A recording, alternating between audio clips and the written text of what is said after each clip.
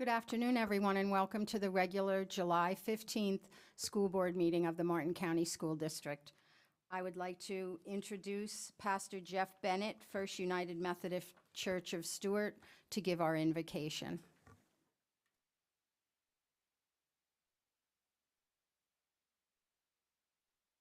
Of every good and perfect gift, we thank you for the marvelous gift of education, a gift in which we are invited to participate to make it be all that it can be. So, Lord, we pray your blessing upon all those who make education possible. We are so thankful for our teachers, our administrators, our support staff.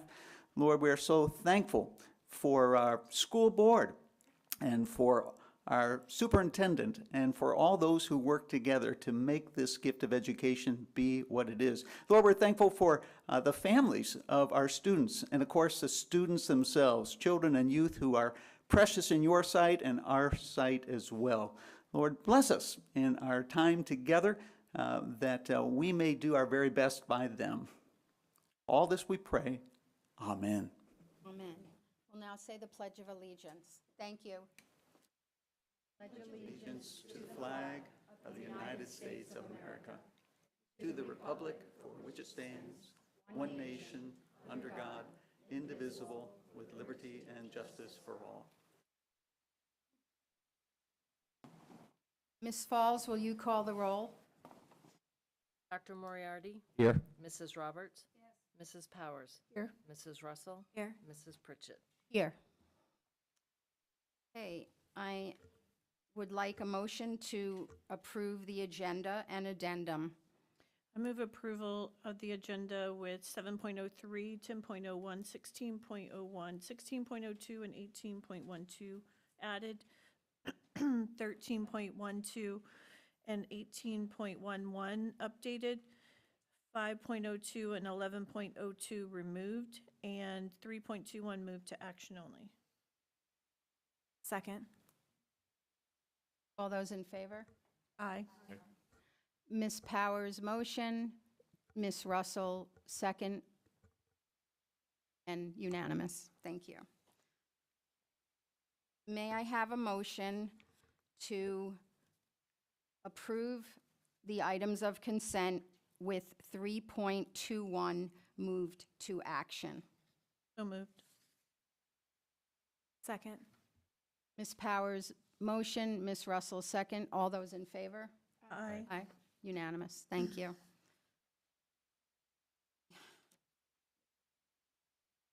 And we are going to do a board member discussion, Parents' Day proclamation.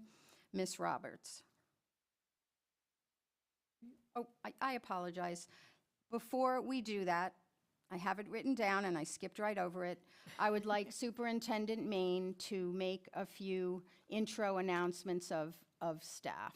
Thank you. Yes, thank you, Madam Chair. Thank you, members of the board. I do have some admin staff recommendations that I'm making to the board this evening, so I would like to introduce those, the following individuals. First up is going to be Miss Maria Adele Sumner.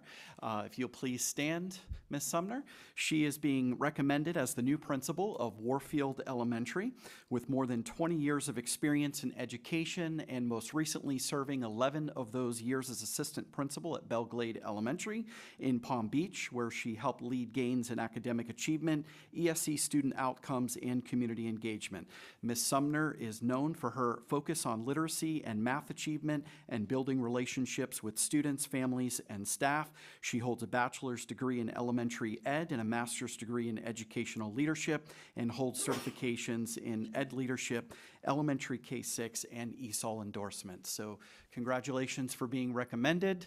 We welcome you this evening here, and I know that your family is here as well, so thank you for being here with her. Yes.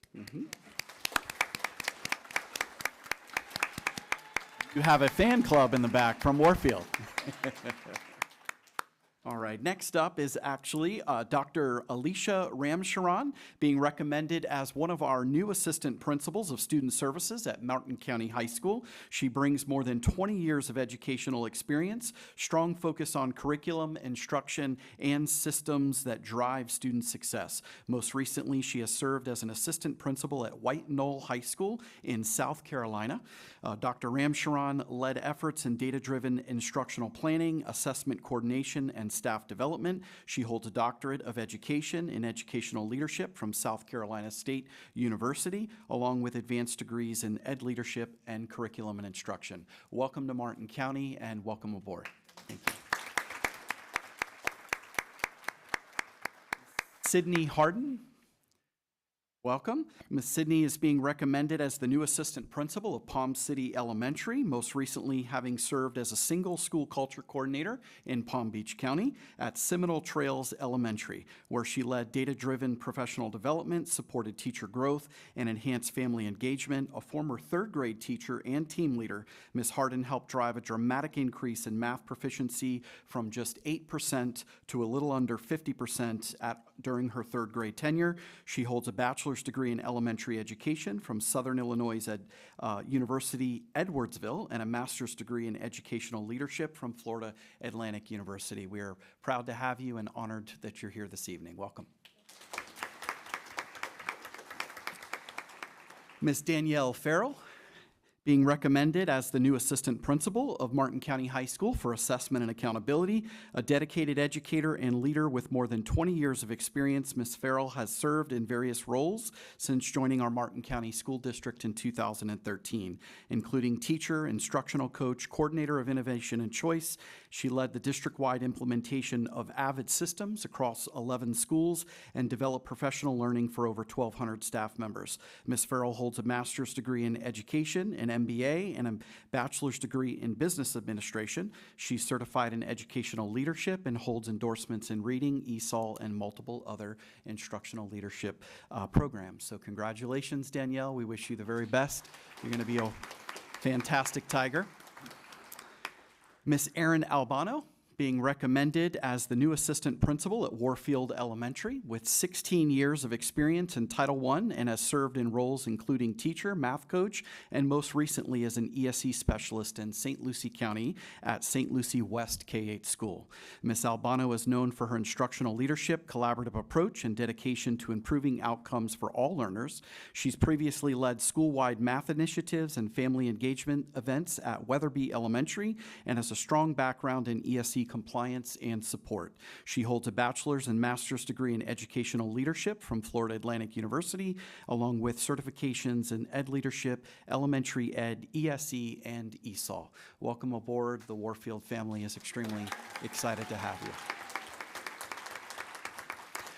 And last but certainly not least, Ms. Alcira Gonzalez, being recommended as the new assistant principal of Port Salerno Elementary, a bilingual educator with more than 20 years of experience. She has served in both school and district leadership positions, most recently serving to improve student achievement and family engagement here at the district office. As a district prevention intervention program specialist, we'll say that 3 more times, previously supported Port Salerno as an administrator on assignment, and her leadership led to a 22-point increase in ELL proficiency and measurable gains on the FAST performance assessment. She holds a master's degree in educational supervision from Liberty University and a bachelor's degree in teaching English to speakers of other languages from Hobe Sound Bible College. Ms. Gonzalez is certified in educational leadership and ESOL K-12. Congratulations. Welcome to the Port Salerno family, and we know you'll do a great job. That concludes our admin recommendations. Thank you and welcome. I know the board here is thrilled to have all of you here, and thank you for what you're going to be doing. Appreciate it.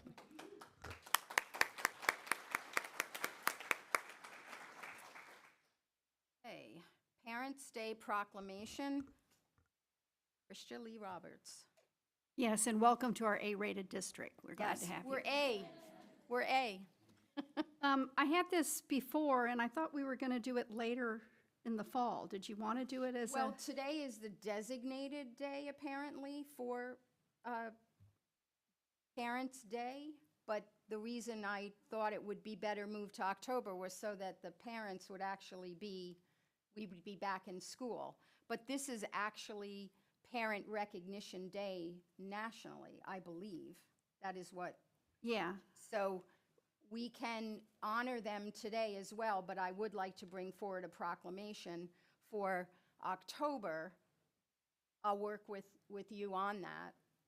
And in October, we'll do another parent recognition kind of proclamation, if you will. okay, so do we want to do this one You for? can absolutely do it, today? sure. Okay, so I'll read it. into Sure. the- This is Parents' Day Proclamation, whereas effective parents provide foundation support, wisdom, and unconditional love while helping their children build character, learn responsibility, and reach their full potential. And whereas parents are vital to strong families and to thriving communities. And whereas effective parenting reaches beyond the home as part of a community effort to help shape future generations. And whereas in 1994, the United States Congress established the fourth Sunday of July as National Parents' Day to honor and recognize the vital role of parents rearing children and the importance of effective parenting. And whereas the Martin County School Board encourages parents to do their best for their own children, children in their care, and children throughout our communities to ensure that all have the support and encouragement they need.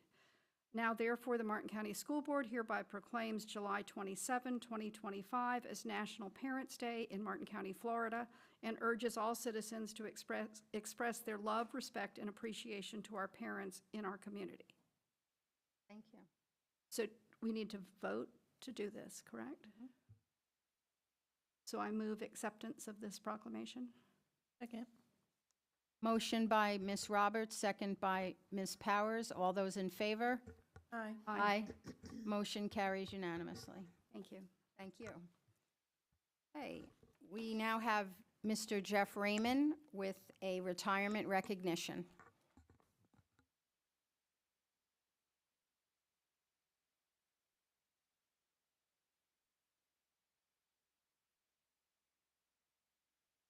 Superintendent Maine, and all in attendance tonight.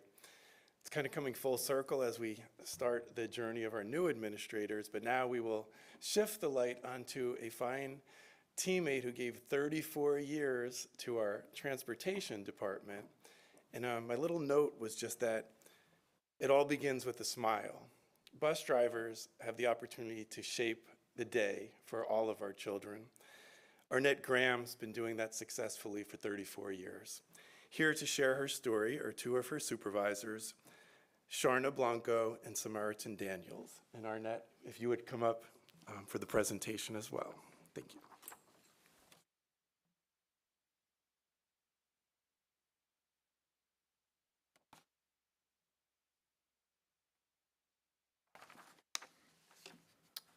Good afternoon, Madam Chair, board members, and Superintendent Maine. My name is Sharna Blanco, and I am here this evening alongside Samaritan Daniels. Together, we serve as Operations Manager to the Transportation Department. We are honored to be here tonight to recognize and celebrate one of our own, Arnett Graham, for her remarkable service to the Martin County School District. For 34 years, Arnett has been a dedicated employee, serving with unwavering commitment. Throughout her tenure, Arnett has been a cornerstone of the Transportation Department. Her work has gone far beyond the daily responsibilities of her role. She has been a trusted presence for students, a reassuring voice for families, and a dependable colleague to her peers. Her dedication to ensuring the safety and well-being of our students has left a lasting impact on countless lives. Thank you, Arnett, for everything you have given to our district. Wishing you joy, relaxation, and all the adventures you've been dreaming of. Enjoy it. It is so well deserved. Thank you.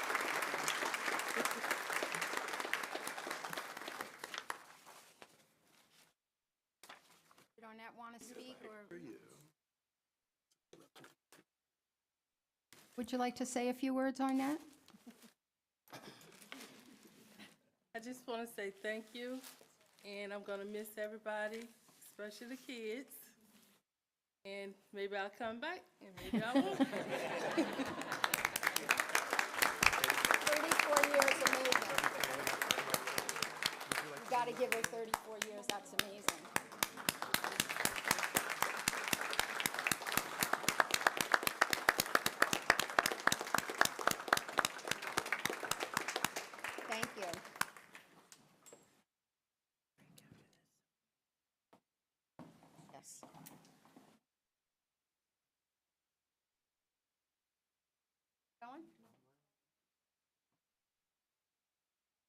Come on in. Oops, sorry.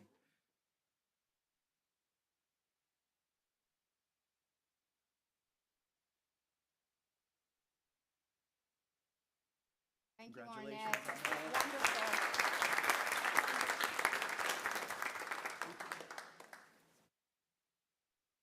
Oops. We're going to take a short little break so we can get pictures with the new hires, if that's okay. You want to do that now? Yeah.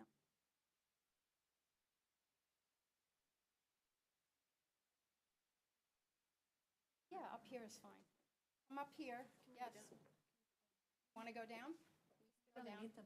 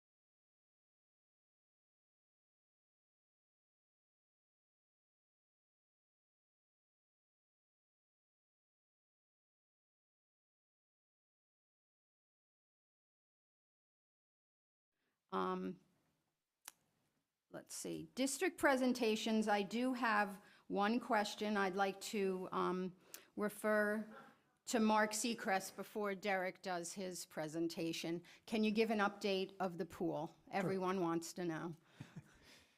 So I'm Mark Seacrest, Director of Facilities and Planning. Good afternoon, Madam Chair, school board members, Superintendent Mayne. I am pleased to give you an update. When we do these updates every month, it's actually usually at the beginning of each month, so things can progress in a 15-day period. So as of today, 7/15, the electrical items are complete. That part of the work is complete. The non-electrical items are in progress, but they are scheduled to be complete between the 22nd and the 25th of July. I know we originally spoke, we were hitting that August 1st deadline of trying to get everything complete. Just so everybody understands, once it's complete on the 25th, we do have to go back through our annual inspection by the health department. At that point, I have no control of what they will say or not say, but we'll have to go back through that process. But the contractor will be done by the 25th, between the 22nd and 25th. And those items are the non-electrical items, and then the items you just approved tonight, which are general maintenance items, and then the replacement of the filter system. So that's going to happen in the next 2 weeks. Okay, so maybe in the August workshop, you might, if you have any more information to share with us, I'll ask you for it, okay? And just to bring everybody up to speed, the pool is currently running, even though we don't have the current, we're using the old filter system, but the pool is running, and they're repainting and recaulking, and everything's going to happen here in the next 2 weeks. Okay, thank you so much, appreciate it. Mr. Derek Lowe with our district update. Yes, good evening, everyone. Madam Chair, members of the board, Superintendent Main. My name is Derek Lowe, and I'm the Coordinator of Public Information.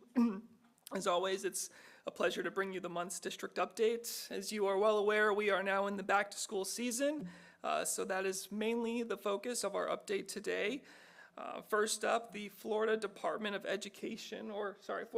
Health, is offering back-to-school immunizations for children and adults who are uninsured, underinsured, or covered by Medicaid. Services are offered at the Stewart office located off Willoughby Boulevard Monday through Friday by appointment.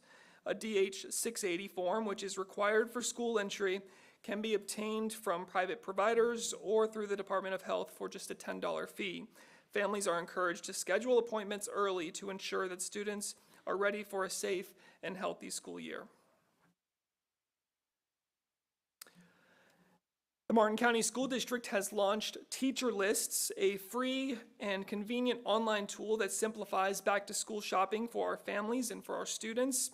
Through the platform, parents can now access classroom-specific supply lists and then choose their preferred online retailer such as Amazon, Walmart, or Target to purchase all or some of the needed items with just a few clicks. Teacher's List is easy to use, it saves time, and eliminates all of the guesswork while making sure that students are fully prepared for the start of the school year. To access Teacher List, you can visit our district website, martinschools.org. We also launched our back-to-school website just yesterday, and that contains all of the relevant back-to-school information that our families need to know, such as start time, supply list, bell schedules, curriculum nights, and orientation events as well. Beginning August 1st, families can stretch their dollars even further thanks to Florida's back-to-school sales tax holiday. During the month of August, many school-related items, including supplies, clothing, and computers, are all exempt from sales tax. When combined with the convenience of Teacher List, preparing for the new school year is now more affordable and less of hassle than ever before.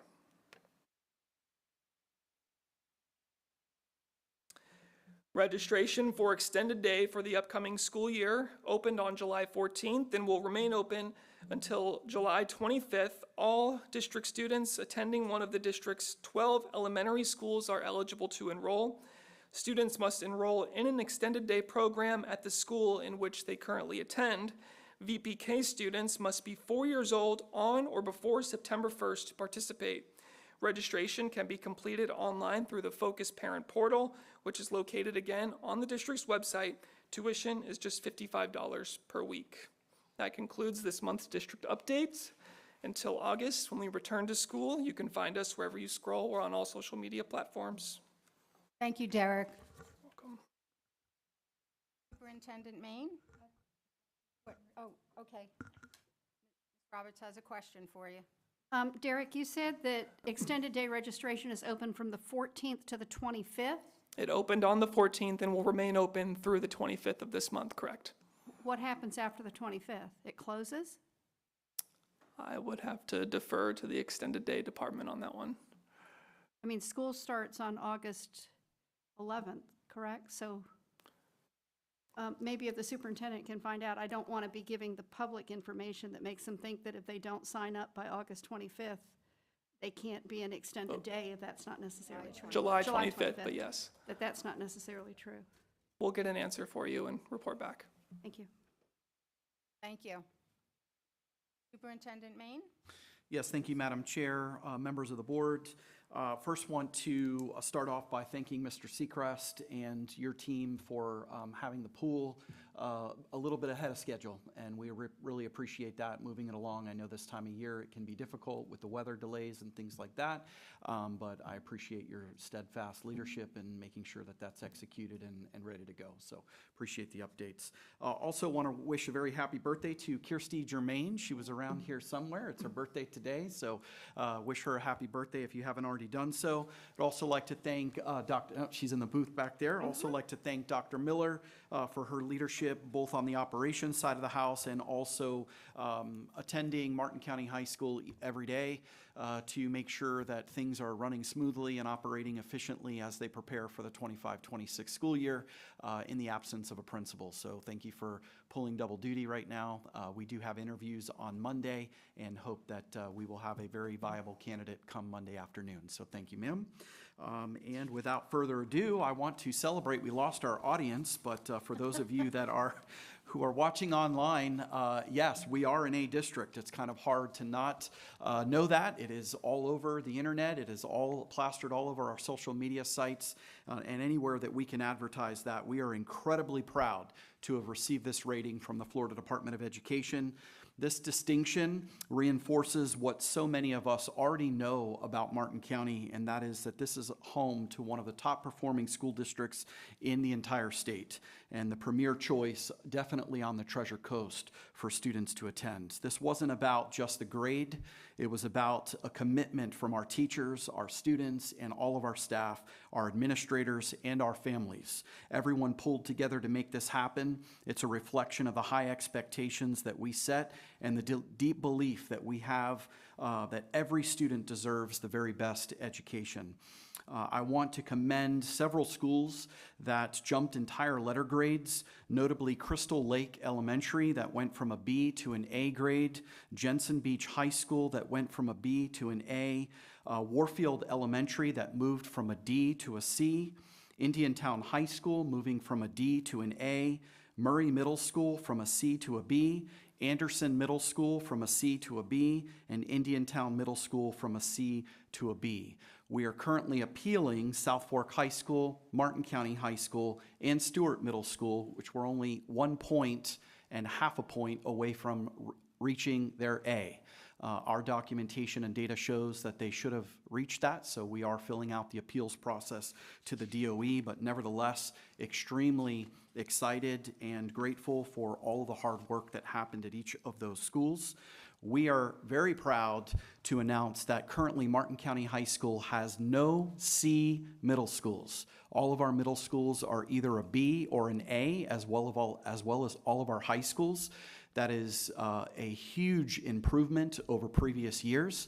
I want the public and the families to know that no matter where you attend secondary schools in Martin County, you are going to receive the very best education. Across nearly every subject area, our students posted significant gains, not only exceeding state averages, but also outperforming every neighboring school district on the Treasure Coast. We earned the highest proficiency rates in algebra, geometry, and writing in our region. Compared to St. Lucie, Indian River, and Palm Beach counties, we came out ahead in key subjects in math, civics, U.S. history, and science. Statewide, we outpaced Florida averages in both math, algebra, geometry, biology, and writing. 67% of our algebra students scored proficient compared to the state average of 60%.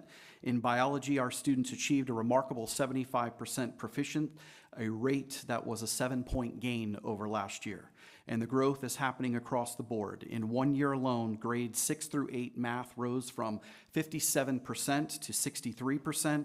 Algebra jumped 10 percentage points, and ELA scores continued to improve. Although in ELA, we have much work to do. The team is aware of that, and we are going to continue pushing in the area of ELA. These results tell a story, and next year I'm making a commitment that through all the hard work that we will continue to do, we are to have no C schools in Martin County. It is not acceptable that we still have elementary schools that are at a C rating. We will continue to push, we will continue to work, and commit to the community that we will make that happen. But I want you to know that out of 67 districts, only 6 moved to A letter grades, and out of those 6, which includes St. Lucie, Duval, Monroe, Volusia, and Lake, Martin County scored the highest number of points of those 6 districts. So extremely proud. Thank you to our teachers, thank you to our staff, thank you to our administrators, and all of the families who supported the hard work last school year.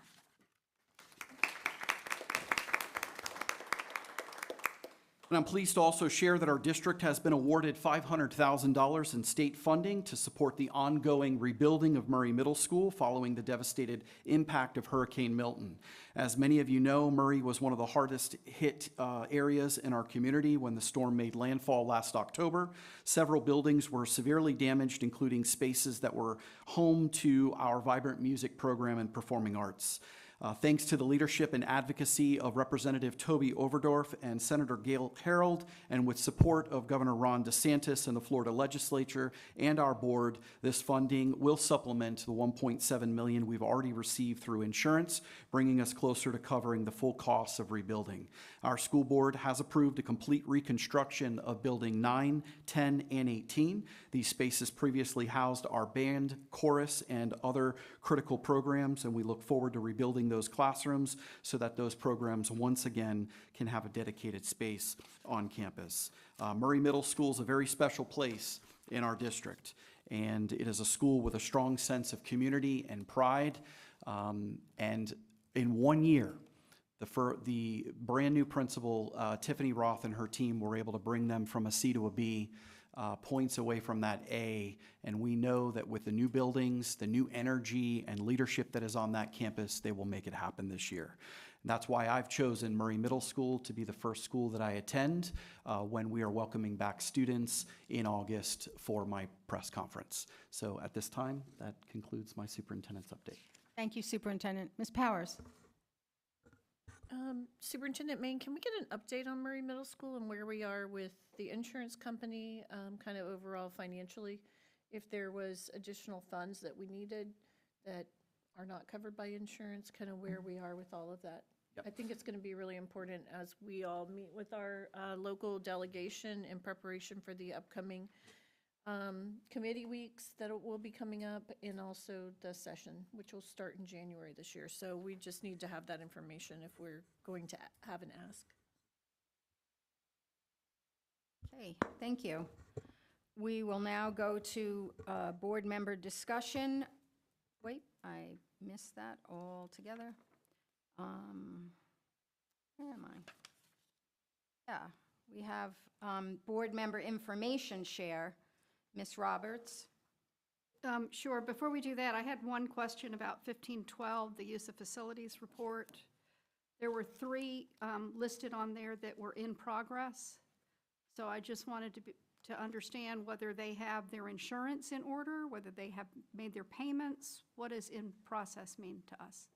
It's usually one of those or all those issues where they're getting their insurance process or they're in the process of making payment. But I can get an update for you. Okay, I'm just concerned that if somebody's using the facilities without the insurance in place, I think that's a, We typically don't let them do that Right. without it's usually a payment issue when it says it's in process. okay, all right, thank you. Moving on to the board member information share, I have 2 items that I'm sharing with my fellow board members. One is an article that came out in the American Thinker, which is comparing New York education systems with Florida education systems. I don't know if you caught it when it came out, but I thought it was of interest, and I thought we could at least put it there so the public could see it, and we could all see it if we wanted to see it. The second item that I put on there were the school grades for 24-25. I reduce the information down so that you can see our schools better instead of having to look all the way through. It also, I gave you the grade overview that shows the components that are used to make up the grade, and then you can see all the categories that show that. So I know that I'd gotten a few questions from people in the public as to how those things looked and how it looked from school to school. So I thought, since I was looking at it anyway, I would go ahead and compile it and share it. So that's all I had. Mrs. Roberts, just so that you're aware, Madam Chair has requested to me to have staff put on for the August workshop a school grade and district grade calculation component presentation. So our assessment and accountability team is putting that together, and we'll do an entire workshop presentation to the board and community on how school grades and district grades are calculated. Oh, okay, good, thanks. Thank you, Ms. Roberts. Okay, we're a little early. Do we have any public comment?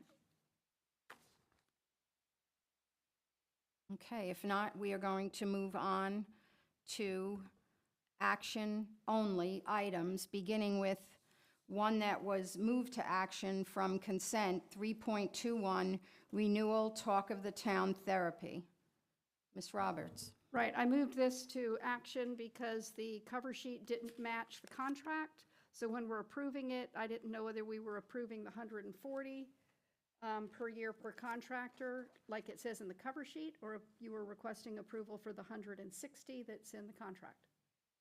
Good evening, Board Chair, members of the board, and Superintendent Main. I apologize in advance. It was actually a clerical error. It should be $140,000 what the cover sheet says.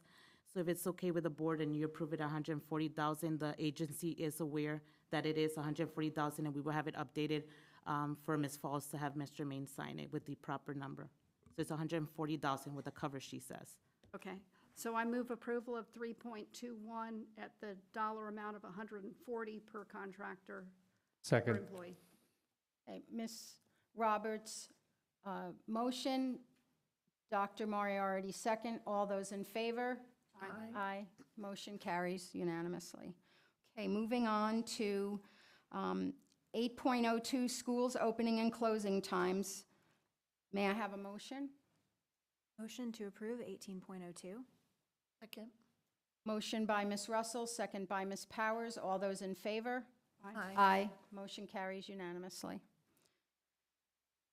1803, approval to accept Domino's Pizza proposal pursuant to Florida Statute 28.F with a 5.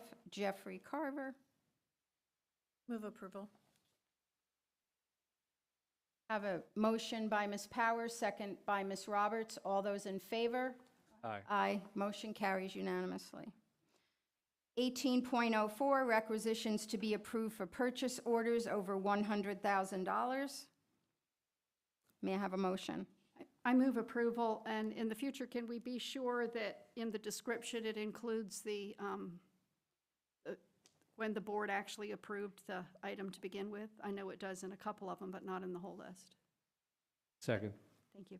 Motion by Ms. Roberts, second by Dr. Moriarty. All those in favor? Aye. Motion carries unanimously. 18.05, K through 12 uniform assessment calendar for school year 2025-26. May I have a motion? So moved. Second. Motion by Ms. Powers, second by Dr. Moriarty. All those in favor? Aye. Motion carries unanimously. 18.06, renewal school resource program contract with Martin County Sheriff's Office. May I have a motion? Motion to approve 18.06. I'll second with discussion. Okay, please. So I just had a few things that I think that I don't know, I guess it would be up to our attorney if this needs to be added, but one of the things that we've struggled with throughout this process with, as we renew, and we had initially such a dramatic increase, is really honing in on what our expenses are and what's associated with that, with the contract. So I'm just asking for procedures for documenting the number of hours that SROs are working. I would like to have a procedure for approving overtime outside, and how much time that involves, so that when we come back and look at, because right now, the way we pay our SROs is they're paid for 12 months, their full salary, and we haven't been being charged overtime because they don't work in the 2 months. I really think it would be to our advantage to track how much actual overtime that they are working. But I also think that the principals should be approving that overtime, so that if it's a school-related event, like a high school football game or whatever it is, that the principal knows that the SRO is working hours in addition to what their normal workday would be. And then also, if we're paying for additional SROs that are not SROs, additional deputies that are not SROs, we need to know that too. so that we're keeping track of it better internally and that there's some sort of approval process happening.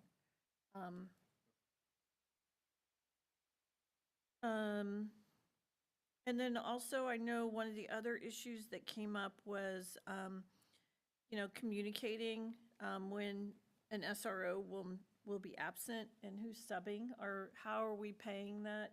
If we're paying the actual person who's absent, the actual SRO, are we paying a higher rate for the sub if they're working, if that outside of the normal duties of the SRO, if that sub is actually working overtime? I also think that we're gonna have to look at if we, because I know last year, I think there were five or six positions that remain unfilled all year. So I'd like to have a conversation on, what are our options for filling that as opposed to paying if it's gonna be overtime. Maybe it is that we, especially, I think it would be okay in our elementary schools to use other approved resources that we could use as opposed to paying overtime to maybe a deputy that isn't, is working outside of what they normally would. And I also would like us to clarify the responsibility, who's responsible for school crossing guards. That issue has come up several times. I have done a little bit of research and I looked at some legal opinions, but I think that we need to probably get clarification. The legal opinion I looked at seems to place the responsibility on the sheriff's department or whatever law enforcement agency has jurisdiction on the roads and in law enforcement side in the community. So if there's a school crossing guard in the city of Stewart, they're responsible for that, not the sheriff's department. So whoever has jurisdiction, but I don't know about the dollars. We need to clarify that because that keeps coming up, and I would really, if we need to get our own attorney or if we need to ask for a legal opinion from the state attorney's or oh my gosh, why am I drawing a blank? The one in Tallahassee. I'm drawing a blank right now. But we just ask for a legal opinion on that if we need to. That's all I have for this second. Okay, so who made the motion? So, did you want to say something? She does. Go ahead. Thank you. In light of that, also adding on to your discussion, Mrs. Powers, I see on page 2, it talks about the schools to be staffed with SROs, and that totals a number of 25. Yet on Exhibit A, there's a total of 27 that's listed there. So my confusion is, first of all, is it 25 or is it 27?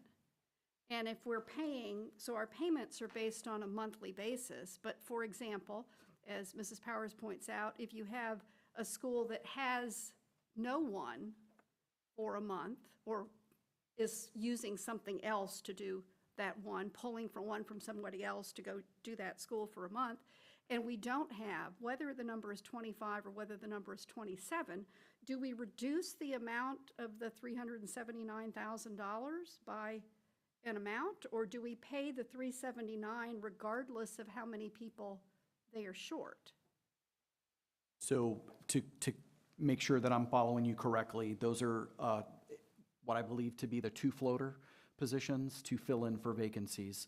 I will seek clarification on whether we are paying for those 2 floaters regardless of whether they are being used or not. Right, so I would think that if he's saying total law enforcement personnel assigned will include the 27 deputies, right?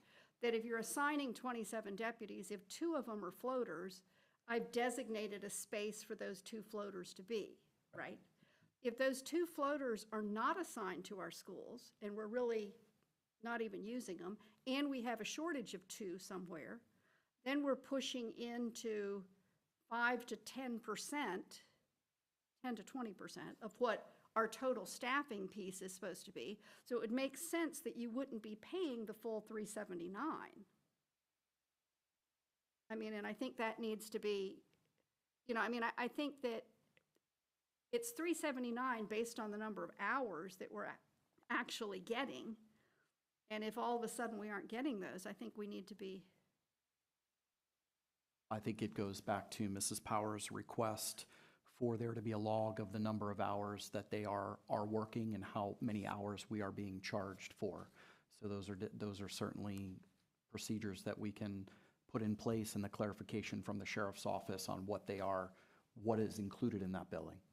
Right, okay, thank you. And if Because we it can- wasn't listed on the itemized list. Right. And I agree with you, yeah. Yeah, so I mean, if we can get that, or if finance can look at that on some regular basis and see that, oh, by the way, if we get a quarterly report or a semi-annual report that shows we're short this amount of time, are we planning on making up that time? Are we planning on, because it is a fixed price of what we're paying on a monthly basis. There is no methodology with which to reconcile that, which I think is an issue. Well, and just really quickly to, because I know Dr. Moriarty wants to speak, but to your point, I think we're going to have to really, we're going to have to create something like a timesheet of some sort that our principal, the principal or whoever the principal designates at the school is going to have to keep track of. Because it's a kind of an odd situation because they're not employed by the school district, but their responsibility is to be on the campus during school hours at minimum, during school hours. So we need to, I think that requirement needs to be in the contract, that they're required to do that as part of their job. I don't know that we want to not have that part of the contract. Yeah, so personally, I'm not going to vote for approval of this at this time. I know that it doesn't put our schools at risk. The old contract continues on until we have a contract, but I think those things need to be answered and need to be included as part of the contract before I would feel comfortable voting for it. Go ahead. Yeah, I would agree with Ms. Powers and Ms. Roberts. I think those clarifications are very important. The other thing I have to bring up, and I know this is probably going to be very unpopular because we love our SROs, but when it came time for negotiation, this was not really, there's not a whole lot of wiggle room in here. There's 31 that we're paying for, and as a school board member, this is a huge expense for the district, and there's no pivot to anything else. It's basically this or nothing. So I think at some point we have to look at other options just to see if anything else is available for cost-cutting measures. Do we really need all of these people at all of these places? Or could we investigate maybe having one less here, one less there, alternative options? Because we went through quite a negotiation with this, and this is a 3-year contract if approved. And I don't want to go through that again, to be honest with you. We need to have other options to have some leverage. Otherwise, we're basically, this is what we're going to have to pay, and it's a huge expense. And I think we have to really look at that, regardless of how much we think that it's a great value for our schools. Thanks. So I would agree with you. I think that there are some options that I know I have been thinking about, like how can we, especially in our elementary schools, how can we maybe have a zone where we have one SRO that covers multiple schools, but we also have a person on the campus, a safe school officer on the campus. What does that look like? But there's so many questions I have about that. If we went to a company that provided a service like that, what's the training? I know there is standard training that they get. Would our sheriff be willing to do that training? Where would they go? What would they do? What's their experience? So many questions. What's the pool of employees that we would want to, the standard that we would accept in Martin County? Is there an adequate pool of employees that would want a job like that? So I think there's a lot of questions. I don't think that, obviously, I think we should spend the next year, and I don't know how we can word that, but I think we need to spend the next year exploring what options would look like, and I think that we should do that in partnership with the sheriff and the sheriff's department, how we can manage our expenses, but also not minimize the level of service that our children, our teachers, our constituents have come to expect.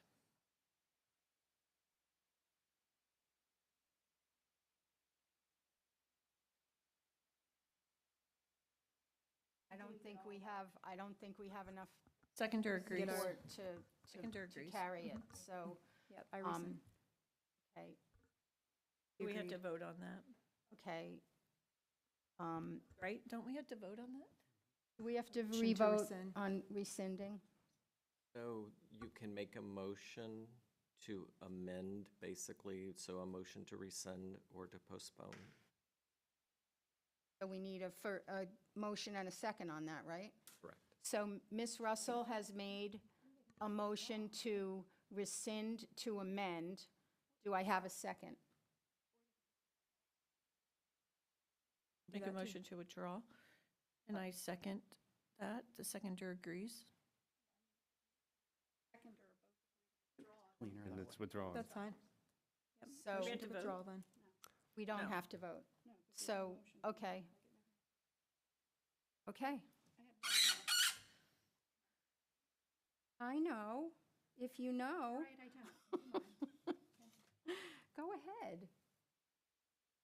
I was just going to say that if you don't have the two floaters, for example, if the two floaters aren't there, that's almost 10%. That's pushing to, that's 7% of what your assigned SROs are. So as soon as you do that, we shouldn't be paying the full amount. If the full amount is for this staffing level, it shouldn't be anywhere close to that as soon as we're not getting the people. Thanks.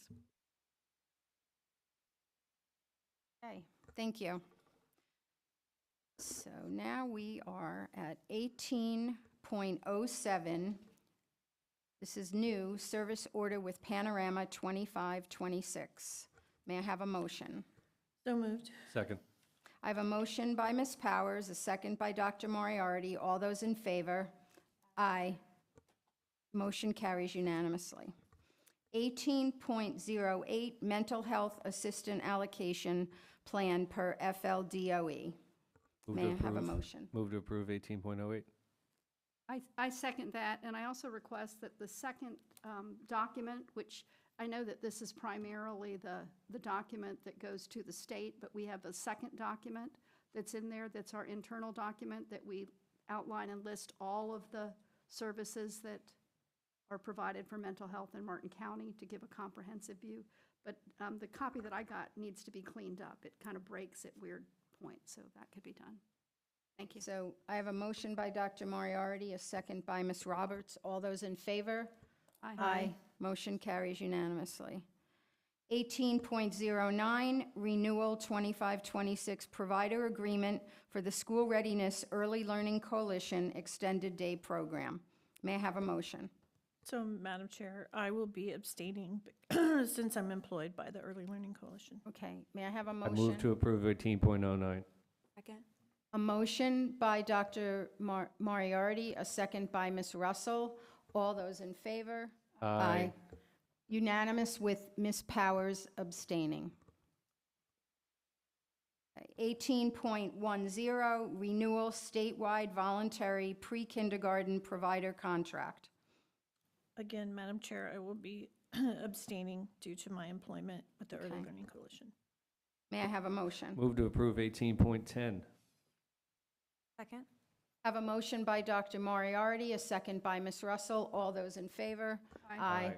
Unanimous with Ms. Powers abstaining. Okay, I'm going to skip to 18.12 first. 2025-2026 bus routes. May I have a motion? Move to approve 18.12. Second. I have a motion by Dr. Moriarty, a second by Ms. Russell. All those in favor? Aye. Motion carries unanimously. Okay, I have 18.11, the superintendent's evaluation. Is there anyone who'd like to say anything regarding the evaluation? Ms. Roberts? So my first comment is, I would assume that as we accept the evaluation, and I thank all of my, my colleagues for putting their thoughts down as well, do we need to designate that he is highly effective so that there is clarity that goes to finance and there isn't any question whether it's effective, highly effective, and we have that matrix? If so, I would include that in a motion. My second thing is, I know that we're right in the middle of his contract period. Mr. Main's contract runs from 23 to 27. And my preference is that we, when we're in the middle of that period of time, that we go ahead and do a 4-year contract renewal so that we have some clarity and we're not pushing it so that a year from now, he would have a year left on his contract. But I think that gives us a position where we can know that we have clarity of who we have in the position. It's kind of like extending the 2 years that we have remaining from this point to a 4-year period. And we could continue, we won't be here, but if that practice was continued, you would never be in a position where you're 1 year out. You're like the last year of the contract, et cetera. Because obviously the contract has provisions in it for cause or for getting out of the contract anyway. But I think it just sends a message that we're committed. I don't know if anybody else has any feelings about that. Yes, I do. So as do I. Go ahead, Ms. Russell.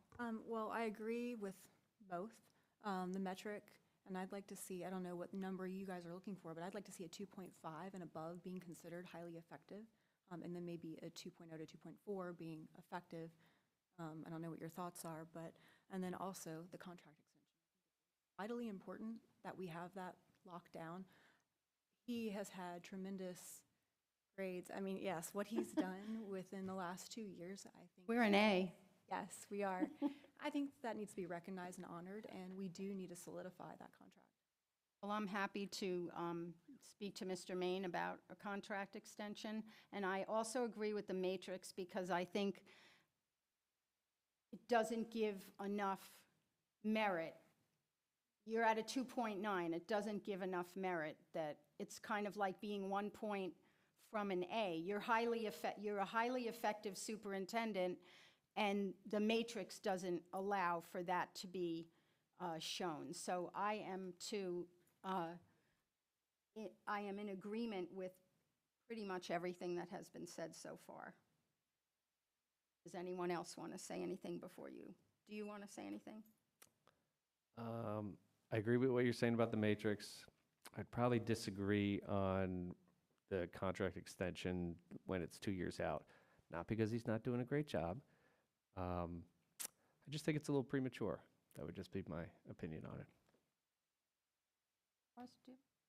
it. So I do agree on the matrix as well. I think that it's kind of hard, and when I was reviewing everyone else's, I didn't go with like, oh, a 2.5. It's like it's either a 3, a 2, or a 1.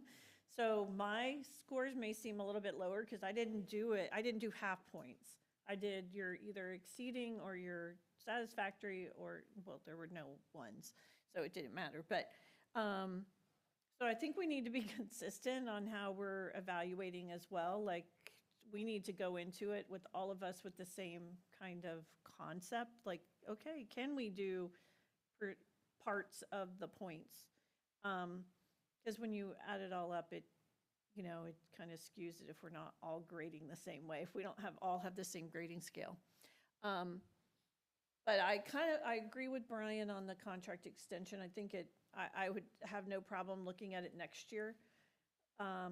And, up to a 3-year contract, I think it's only fair that we give our teachers that type of contract. We need to have more than, a year or two, that we really need the data to back that up. And I think I want to be cognizant that we're not putting future boards in a position where, because we have elections every 2 years, I feel like we need to hold off on that.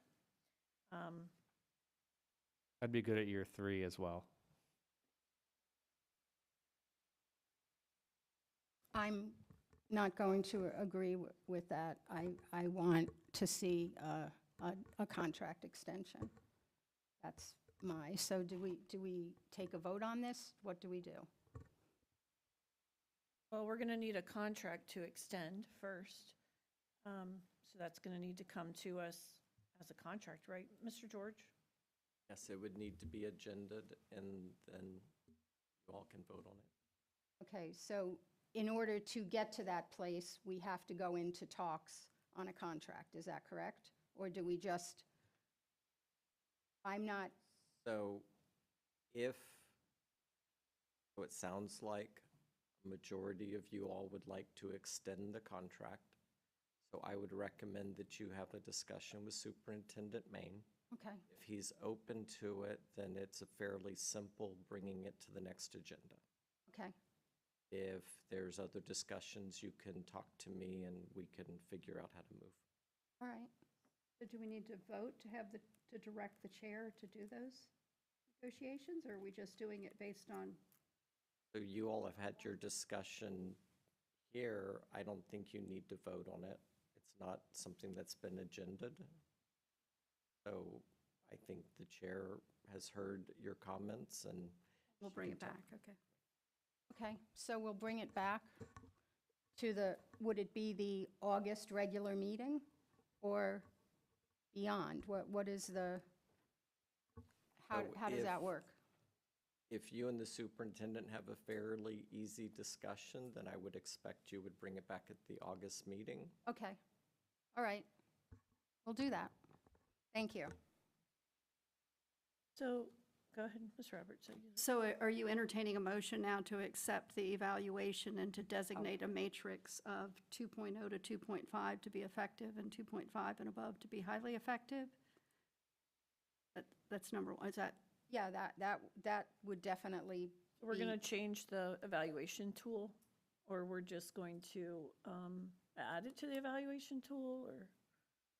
Well, I don't think it says I mean, I think doesn't? it doesn't say one way or the other, but I think perhaps after the last final number where all the domains are added together, if we vote that a 2.0 to 2.5 is considered effective, a 2.5 and above is considered highly effective, and at the same time, I would also include in that motion that we vote, that we score in round numbers, or whether we. Well, and I we think score we in need, round numbers, we're not going to get 2.5 to 3.0 or 1.5 to 2. of course you are. Yeah, you will. Yeah, you will. I scored in whole numbers, and Because it's- my overall was 2.9 or whatever Okay, it was. yeah, It all right. was, All right. Should that be now, or should we just make a motion to accept the evaluation and we can work on the wording for the new matrix, et cetera, moving forward? Would that be a better solution? Because I think we want to see it and talk about it when it comes out, as opposed to voting on it now. That's fine, but if we're going to do that, I would move that we accept the superintendent's evaluation and designate him as highly effective. Okay. Just so that he I would has that, second that. just so he has that in the thing, so that it's clear for finance what he gets for his. Okay, so Ms. Roberts made the motion, Ms. Powers second that the evaluation be accepted But with can we- highly effective. Yes. Can I comment? Yeah, sure. So, Mr. Main, I just want to thank you for the past year and all the work that you have put in and your leadership over the last year. I know it's been a huge task. I know you have a lot of things that you're, in your evaluation, that you're responsible for, but I think that you rightfully prioritized our individual schools, but most importantly, our students. And it's reflected in the results. And I know that you have a team behind you. It's amazing seeing, and I think we had 2 examples tonight with Mr. Seacrest in the pool and the South Fork High School pedestrian crossing, and Dr. Miller taking on the responsibility at Martin County High School, how you motivate your staff, and they're all willing to step up and do whatever they need to do so that the whole district is successful. And I really believe that's your leadership, because no one is complaining, and you motivate people, and that's, I think, one of your biggest strengths. And so I thank you, and we are an A district because of your leadership, but also because of the amazing staff that we have, teachers, our students, our parents, that are all dedicated to success. So thank you very much. So are we going to change this for next year, is what you guys are saying, just to sum So up? what we're going to do is we've accepted the evaluation with, that he is highly effective. Good. I will have conversations with Mr. Main regarding the contract, and we will develop a matrix that everyone gets to look at before we approve it. It Right, won't just right. be done. Right, because basically he would have needed to have an absolutely perfect score to exceed expectations according to this, which is physically impossible. Right. So I think it's just the document was poorly constructed. So that I would look forward to improvements there so that our highly effective superintendent can get a deserving grade. So, thank you. Thank you, everyone. We have to vote. Okay, so the motion was made by Ms. Roberts. It was seconded by Ms. Powers. All those in favor? Aye. Motion carries unanimously. Madam Chair, when you bring the matrix back for the evaluation tool, I'm assuming at that time we'll also have the recommended domain 7s for the next year. Is that correct? I would make a plea right now to work with Jen DeShazo on helping us accomplish that, if you would be so kind to help us. And Madam Chair, and domain 7 are some goals specifically. If there are individual board members that have things that you would like for me to work on for next school year, if you'll please, during our one-on-ones or email those to me, because I'd like to incorporate those into domain 7. In addition to, I will bring forward my areas that we will continue to work on in domain 7 for August approval, so that those are the domain 7 items that you'll be ranking me on for 25-26. But I do think that it's very important that I create domain 7 priorities around board input on what you would individually like me to work on, as well as district goals that we still need to work on. And I think that that's probably a discussion, if you present what you're looking at, it would be a discussion that the board needs to have with you, not just here's my domain 7s with what we randomly thought should be in there, but it should be a discussion so that we know from a strategic planning point of view as to what our direction is and what our focus is for the next year. Thank you. So just to be clear, we're coming back with the tool, the evaluation tool, and the contract. Correct. Okay. All right. Yes. So, Right. okay, number 20, public hearing of school board policy. Do we have anyone from the audience that wants to say anything about any of these policies? Seeing none. Over each one? Okay. Okay, 20.01, 1122, 3122, 4122, non-discrimination and equal employment opportunity. Move to approve 20.01. Second. A motion by Dr. Moriarty, second by Ms. Powers. All those in favor? Aye. Motion carries unanimously. 20.02, which is 1122.01, 3122.01, 4122.01, prohibition against disability discrimination in employment. Move approval of 20.02. Second. I have a motion by Ms. Russell, a second by Ms. Powers. All those in favor? Aye. Motion carries unanimously. 20.03, 1362, 3362, 4362, anti-harassment. Move approval of 20.03. Second? I have a motion by Ms. Powers, a second by Ms. Russell. All those in favor? Aye. Motion carries unanimously. 20.04, 2260, non-discrimination and access to equal opportunity employment. Employment opportunity. Move approval of 20.04. Second?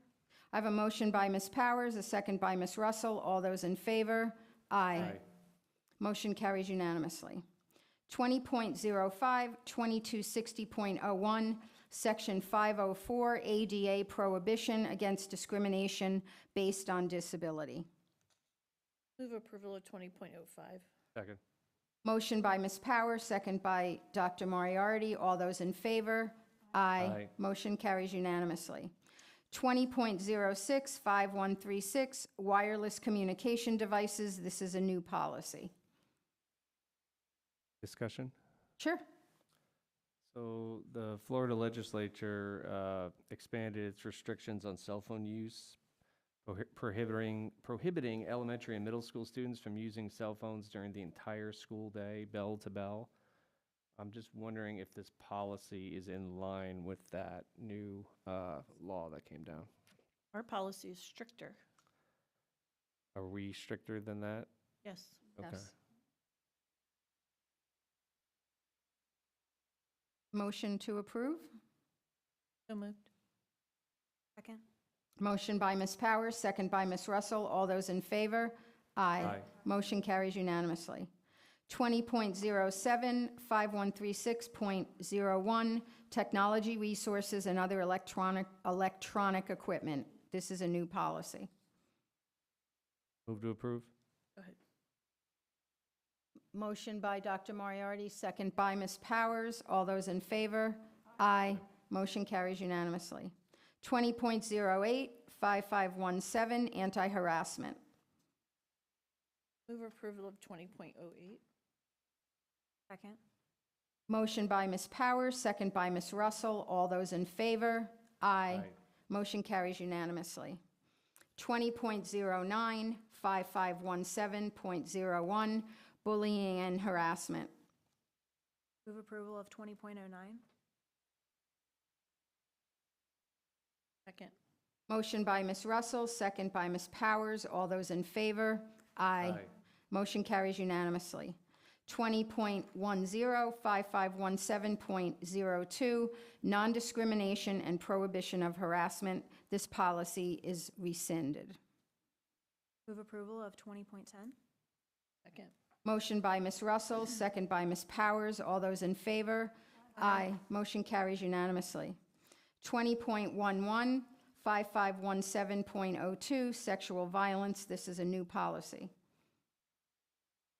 Move approval of 20.11. Second?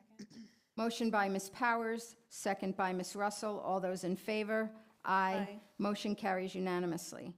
20.12, 5517.03, dating violence and abuse. This is a new policy. Move approval of 20.12. Second?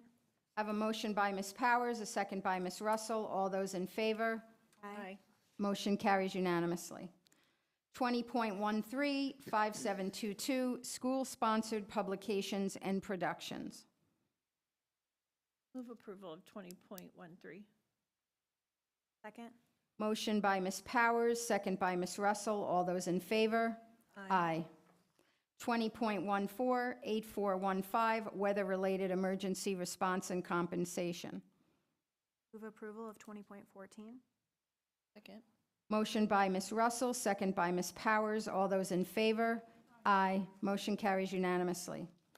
20.15, 8950, non-discrimination and equal employment opportunity. This policy is a rescind. Move approval of 20.15. Second? Motion by Ms. Powers, second by Ms. Russell. All those in favor?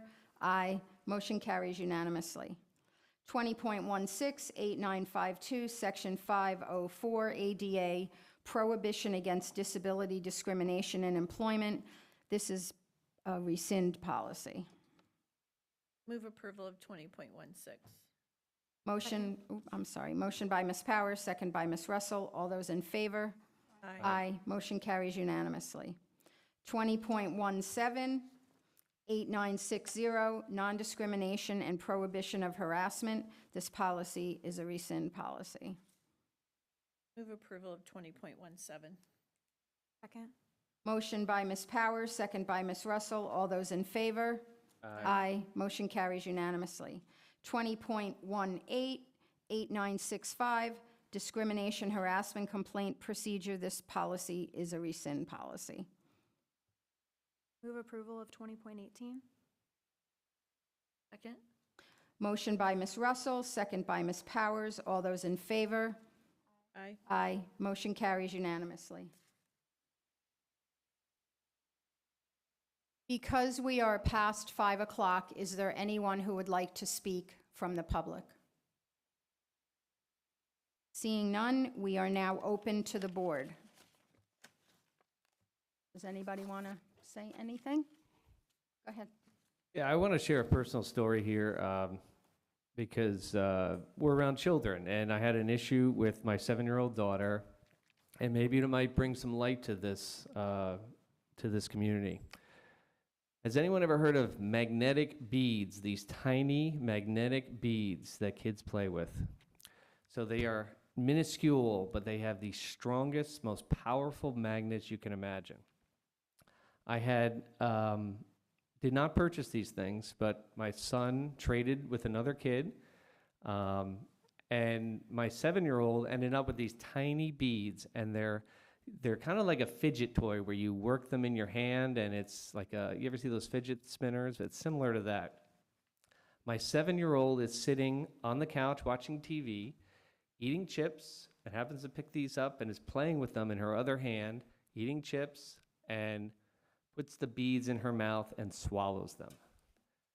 I had never even heard of these things, but apparently by swallowing these things, it is an emergency situation that we ended up in St. Mary's Hospital with an emergency procedure that thankfully the doctors were able to go down her throat and scoop out 41 magnetic beads, tiny little beads, and get them out. Because 7 children have already lost their lives and thousands of kids have been hospitalized for this thing. So if you have any of these magnetic beads or you see them, throw them away, because these things should be recalled. They are very dangerous, and it can be very easily ingested by little ones and would cause an emergency situation, because what happens is these beads break apart and then remagnetize and perforate your intestines and cause an emergency situation. So I just wanted to put that out to our community in case you're unaware of this, and hopefully that saves you a trip to the ER and hopefully saves lives. Thank you. Thank you. Anyone else? Roberts? So I had a couple of things. I wanted to thank the risk and benefits people for the smooth implementation and conversion to our new insurance people. So I appreciate that. And the second thing is there's 2 events coming up that I didn't know if the board or if anybody was interested in. One is on Wednesday, July 23rd at 10:30 at the Blake Library. It's from the grade level reading campaign, Martin Reads, being presented by the Children's Services Council. So there's that one, and then there's another event on, all of these require registration ahead of time. And then for my fellow board members, on Tuesday, July 29th, Helios Education Foundation, which is that group that does education things for Arizona and for Florida, is doing a webinar from 12 noon until 1 o'clock on Tuesday, July 29th, about scholarship providers and scholarship funding. So if anybody's interested in any of those, I can send you the information. And the Martin Reed's viewing of. Yes, that's the library? one on the 23rd. Yeah. Thank you. Just a reminder that the Indiantown Kiwanis is having a back-to-school event at the YMCA in Indiantown on the 16th of August. It'll be a really fun event, so hopefully the school district will be represented there.